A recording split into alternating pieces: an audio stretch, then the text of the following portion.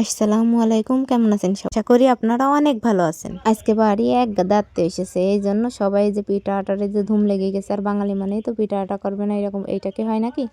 এই যে সরু পিঠা, পাকান পিঠা সব কিছুই বানাইলো আজকে আত্মীয়দের জন্য। এই যে আমি সুন্দর করে যে তিলগুলা বেটে নিয়ে এলাম, মা তারপরে নানি আর আমি মিলে এই যে পিঠাগুলা কাটিছি। দেখেন কত সুন্দর হয়েছে পিঠাগুলা। আর এই যে আটা ছেনে দিয়েছি, এটা আপনার ইয়ে করার জন্য, পিঠা বানানোর জন্য, পাকান পিঠা বানানোর জন্য। এই যে নানি হচ্ছে সরু পিঠার ক্ষীর রান্না করছে, আর আমাকে তো রাগিয়ে যাচ্ছে যে আমার মতো পারো, আমার মতো পারো। আসলে হয়তো পারবো না, কিন্তু সেটা তো জানেই। আর এই পিঠাগুলো বানাতে কিন্তু অনেক কষ্ট হয়, যারা বানাইছে তারা জানে যে এই পিঠাগুলো কাটতে কত কষ্ট হয়। অনেক সময় ধরে বসে বসে এরকম ছোটো ছোটো করে সুন্দর করে চিকন করে আবার বানানো লাগে। তো আপনারা বললেন যে আমাদের পিঠাগুলো বানানো কেমন হয়েছে, আর আপনারা কিভাবে বানান, এই পিঠাকে কি নাম বলেন? আমরা তো বলি সরু পিঠা, আপনারা কী নাম বলেন এইটা অবশ্যই জানাবেন। আমরা এই যে পিঠাগুলো রান্না করেছি দুধ, নারকেল, খেজুরের গুড় আর তিল দিয়ে। পিঠাগুলো খাইতে কিন্তু অনেক মজা হয়েছে। নানির হাতের রান্না বলে কথা, আগেকার মানুষের রান্নার স্বাদই আলাদা, কিন্তু আমরা এরকম পারবো না। আর গ্রামের মানুষের বাড়ি কুটুম আসলে মানুষরা এই যে ক্ষীর, তারপরে এই সরু পিঠার ক্ষীর, আপনার হলো পাকান পিঠা, এইগুলো দিয়ে আপ্যায়ন করে। কিন্তু গ্রামে এগুলো আছে, আত্মীয় আসার কথা শুনলে ওরা এই আয়োজনগুলো করে।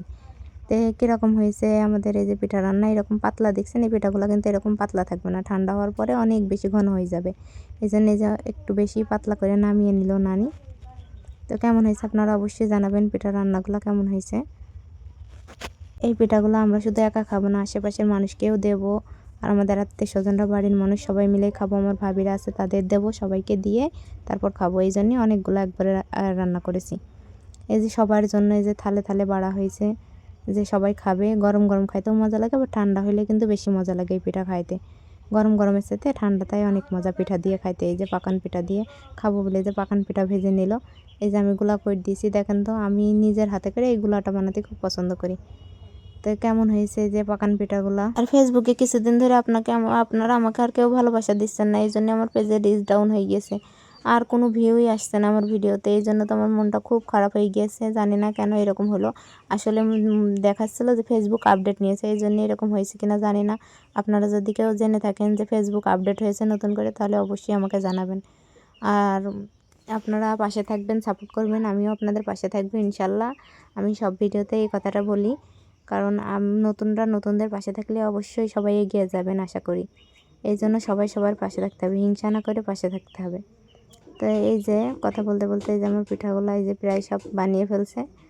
তো যতটা তাড়াতাড়ি মনে হয় কোনো কাজে, কিন্তু অতটা তাড়াতাড়ি হয় না, সব কাজেই পরিশ্রম আছে। তো কেমন হয়েছে? আল্লাহ হাফেজ সবাইকে, অবশ্যই জানাবেন কেমন হয়েছে।